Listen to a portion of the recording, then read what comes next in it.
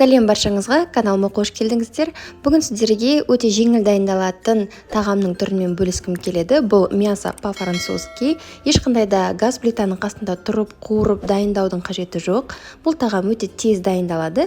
Араластырасыз, сонымен тағамымыз дайын.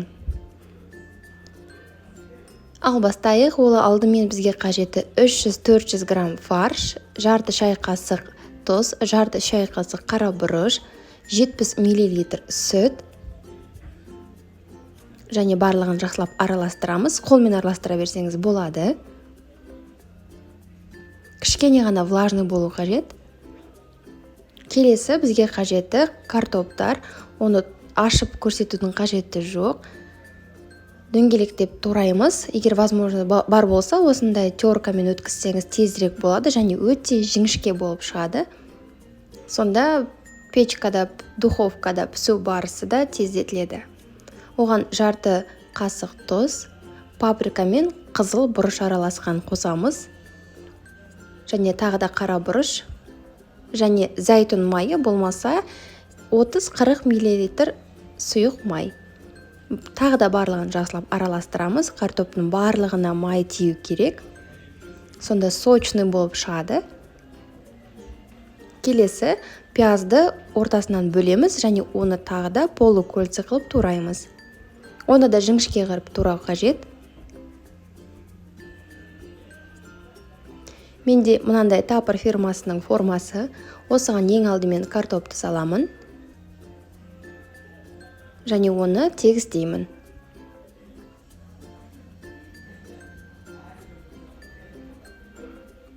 Келесі оның бетіне пиязды саламын. Келесі фаршты саламыз. Оны да тегістеймін.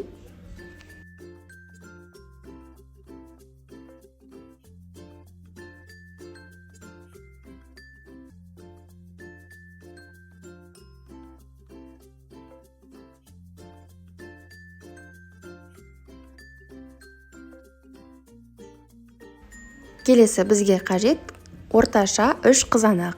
3 қызанақты дөңгелектеп тураймыз жіңішке қылып. Және дөңгелектенген қызанақты тағы да екіге бөлемін.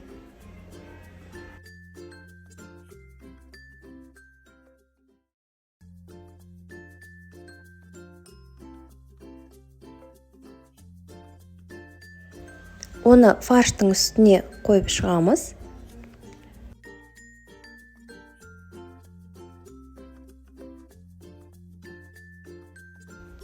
Ал енді бетіне құятын сұйықтықты дайындаймыз. Ол бізде 100 грамм сыр, кез келген сырдың түрі бола береді.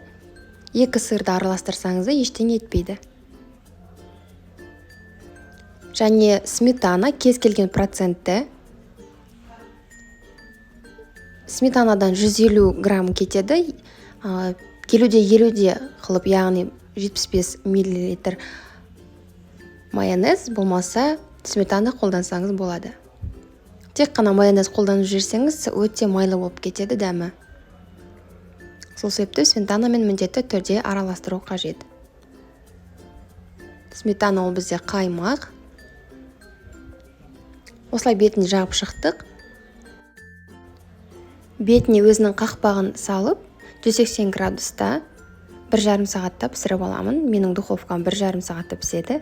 Егер де крышка болмаған жағдайда фольгамен жауып қойсаңыз болады. Сонда сырыңыз кеуіп кетпейді. Және күйіп кетпейді. Кез келген зеленді саламыз.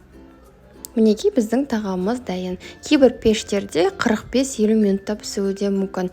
Сіз енді өзіңіз ашып көруге болады. Дәмі өте керемет шығады және өте тез. Көргендей оның барлығын араластырып, тек қана формаға салып құя салдық. Каналымда аптасына 2 рет рецепттер шығып тұрады. Міндетті түрде тіркеліп, колокольчикті басып қойыңыздар. Астарыңыз дәмді болсын. Келесі кездескенше сау болыңыздар.